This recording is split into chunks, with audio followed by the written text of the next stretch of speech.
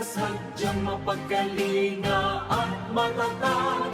Dito ay nakasilong ang ikatlong pinakamatandang Santo Niño, banal na matang buhay na gabay ng bawat